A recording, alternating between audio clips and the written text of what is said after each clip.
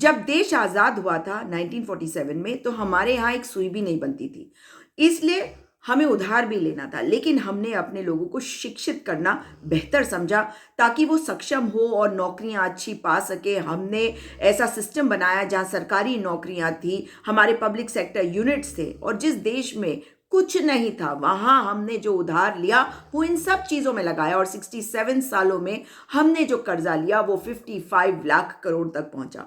मगर पिछले 10 सालों में ये कर्जा कहां तक पहुंचा? 31 मार्च 2024 की जो बैलेंस शीट है उसमें देश का कर्जा हो गया 173 लाख करोड़ रुपए।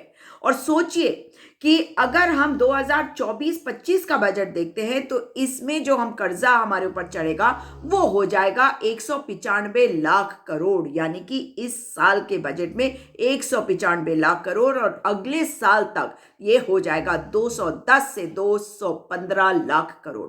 तो जरा हिसाब लगाइए कि 11 सालों में कितना, अगर 210 भी हम मान के चले तो कितना हो जाएगा ये कर्जा? ये आपकी जिंदगी से जुड़ा हुआ सवाल है। 155 लाख करोड़, यानी कि 3 गुना हो जाएगा वो अमाउंट जो इन 10-11 सालों में लिया गया। जानते हैं क्यों? क्योंकि जो हमने कमाया वो तो हमने बेच दिया, और उसके साथ हम अपनी आमदनी तो कर नहीं रहे, हम केवल उधार ले रहे हैं और अपने देश पर कर्जा चढ़ा रहे हैं। ये है दुखद पहलू। आने वाली जो पीढ़ियां हैं उनके लिए कैसा देश बना के छोड़ जा रहे हैं, इसके बारे में सोचिए। एक और चीज जरूर बताना चाहती हूं कि जो हमारे पहले बॉन्ड्स होते थे उनकी अवधि 10 साल होती थी या उससे कम भी होती थी, लेकिन अब पहले 40 साल का बॉन्ड बनाया गया, फिर 50 साल का, यानी कि आज जो सरकार कर्जा लेगी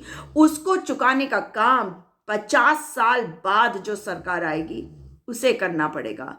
सोचिए कि आप अपने बच्चों के लिए कैसा भारत छोड़कर जा रहे हैं। अगर नहीं सोचा आज ना, ये जो रंग और चारों तरफ बड़ी बड़ी चीजें आपको दिखाई जा रही है इसमें खोएंगे तो आप अपने आने वाली पीढ़ियों का भविष्य खत्म करके जाएंगे, और इस पाप को आप अपने सर पर लेकर जाएंगे।